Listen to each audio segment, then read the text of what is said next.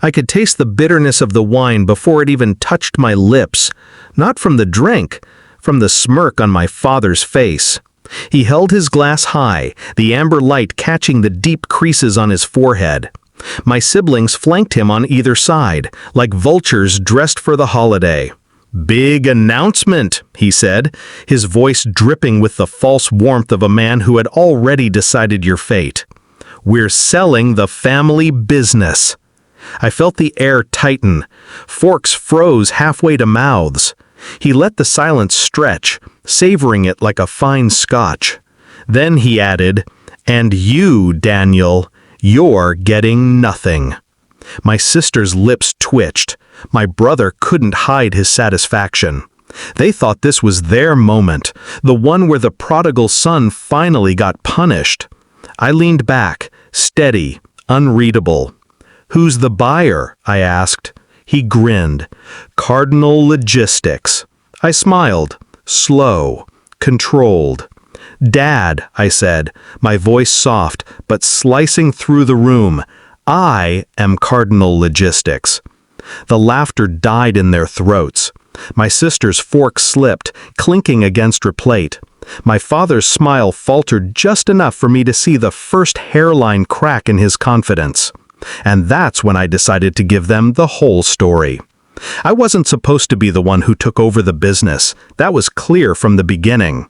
When I was 19, I suggested expanding our small freight company into interstate shipping. My father laughed in my face, called me the dreamer like it was a disease.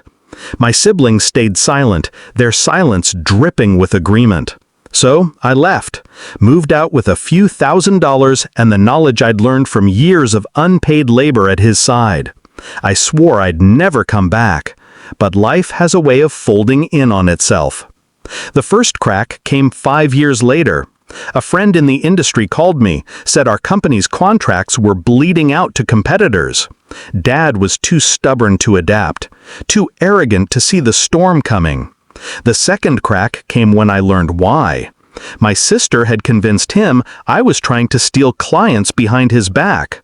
She told him I was building a rival business, when in truth, I was working as a lowly operations manager just to survive. That's when I stopped feeling hurt and started thinking strategically. I didn't start Cardinal Logistics with revenge in mind. At first, it was survival. But the thing about building something from the ground up is that it makes you sharper. I learned where to cut costs, how to charm clients, how to read contracts like a criminal lawyer. Within 3 years, Cardinal had taken 3 of my father's largest contracts. Not under my name, of course. I used a holding company, clean paperwork, and a CEO who owed me more than his life. My family never connected the dots. By the time we moved into regional shipping, my father's company was already leaning on bank loans just to make payroll. I knew then that all I had to do was wait. The final piece came last spring. I'd been quietly buying up debt, the kind my father's accountant thought was manageable. Small amounts, spread across different lenders, all funneled to me through separate shell entities. By December, I owned 68% of the company's outstanding debt, which meant that when he defaulted, and I knew he would, I'd control exactly who could buy the company out of bankruptcy. I didn't even have to force it. His pride did the work for me. So there we were, Christmas dinner, my father thinking he was about to gut me in front of the family. "I am Cardinal Logistics," I said, and let the silence work for me. He tried to laugh. "Don't be ridiculous." I slid the envelope across the table, crisp legal papers with my name buried in the corporate structure, like a dagger hidden in silk. "I own the holding company that owns Cardinal," I said, "and as of last week, I'm also your primary creditor." His face drained. He knew exactly what that meant. You set this up?" he stammered. "No," I said, leaning in.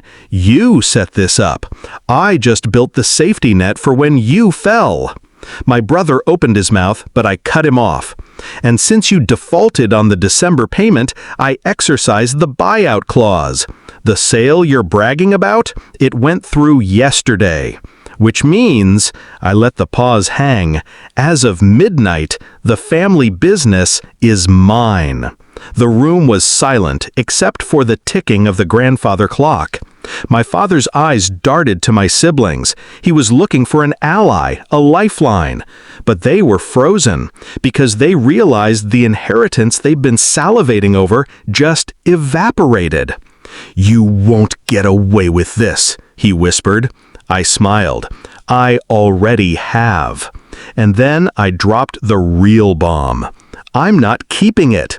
I slid a second envelope onto the table. "I've sold the company's assets to a competitor, one you've always hated. Every truck, every route, every client, gone. By Monday morning, the name your father built will be just that. A name. And I've made sure no one in this family can use it again." My sister's jaw clenched. My brother's hands curled into fists. My father looked like a man who'd been hollowed out from the inside. "I didn't do this for money," I said, standing. "I did it so none of you could ever use what he built to destroy someone else." I left them there, a perfect still life of greed, shock, and loss, while the snow fell quietly outside. Driving away, I thought about the first time I'd walked out of that house years ago. I had nothing then. No money, no allies, just the bitter taste of being underestimated. Now, the bitterness was gone. In its place was something cleaner. Not joy, not even pride, just peace. Because some debts aren't paid with money. They're paid in silence, at a table where the people who wrote you off finally understand you